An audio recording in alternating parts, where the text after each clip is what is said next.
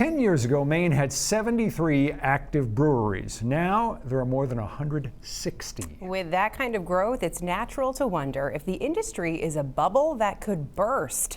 David Guilford joins us on the heels of an annual meeting of the industry's leaders. Hey, David. Hi, Sam. Well, I went to the New England Craft Brew Summit to check the temperature of these beer makers. They certainly face some challenges right now, but it might not surprise you that these people who make us happy for a living are quite optimistic about the future.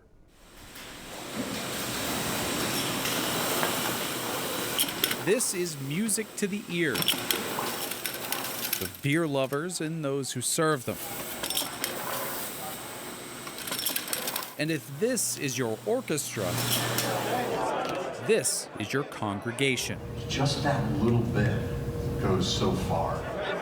The 9th annual New England Craft Brew Summit. 400 beer makers from all 6 states sharing tips, resources. How's it smell? I mean, we get so much yummy.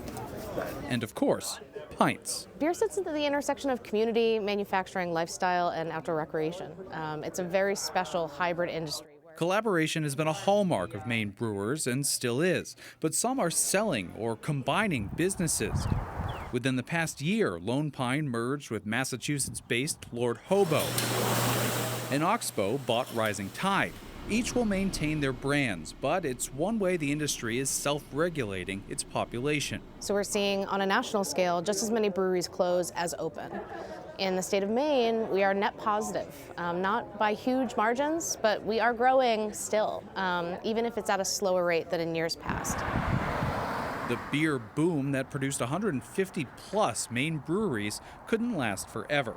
According to the National Brewers Association, nationwide beer production dipped 2% in 2024. But in Maine, the Maine Brewers Guild reports small but maintained growth, while holding the second most breweries per capita in the U.S. Brewers are facing several challenges these days, including that, on average, Americans are drinking less than they used to. And for once, you might be right in saying it's the kids' fault. Statistically, that's true. We are seeing the younger generations drink less than their parents and grandparents. But it doesn't mean that they're not going out and seeking wonderful culinary food and beverage experiences in their communities. So while we're seeing non-alcoholic products grow in the market, breweries have a piece of that pie. Want to take a break? There's probably a non-alcoholic beer on tap. Are you gluten-free?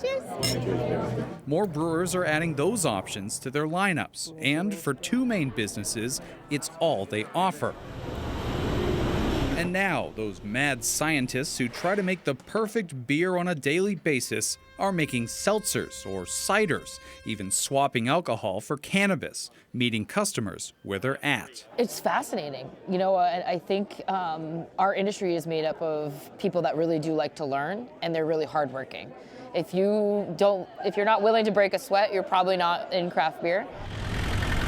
Some brewers were also thinking of the tariffs the current administration wants to place on goods from Mexico and Canada, where many companies get aluminum cans. Our supplier does buy from Canada, and like a lot of suppliers in this neck of the woods, you know, that's our ally and our partner, so we do a lot of trade.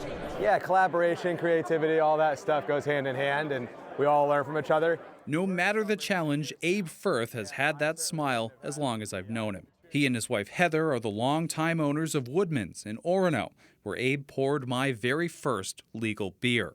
And he just celebrated 10 years of running Orono Brewing Company. He too added a seltzer, and he operates in a college town where fewer students might be drinking, but those that do find his brand early. The days of explosive growth where you were doubling up every year are probably behind most breweries. But I personally believe that it's still there's still potential for growth year on year if you are doing everything right. Like most careers, a brewer's job is harder than it looks. But who has more fun than these folks? Now, after the summit, the Brewers end their night with a Battle of the Bands in Portland, which I'm told is one of the hottest tickets in town on that night. They pack the place out. I'm still blown away by just the level of collaboration. We hear it a lot. It's a lot of marketing phrases, but time and again, we hear stories of how these folks go to bat for each other. If they have a piece of equipment break down, an expensive piece of equipment, someone from down the street jumps in to help them out. Which is interesting, considering how extraordinarily competitive the business is. I mean, all you have to do, you walk into a store and just look at the extraordinary range of choices that you have in the Maine section of the beer cooler. Right. And so, you know, the competition you'd think would be cutthroat, but it isn't. They are collaborative. Absolutely. It's a tight market, but they all help each other. And a lot of these folks told me it goes all the way back to Rob Todd at Allagash, straight up through to today. Yeah, he's a good guy. A lot of them, good guys and gals. Thanks, David. You got it.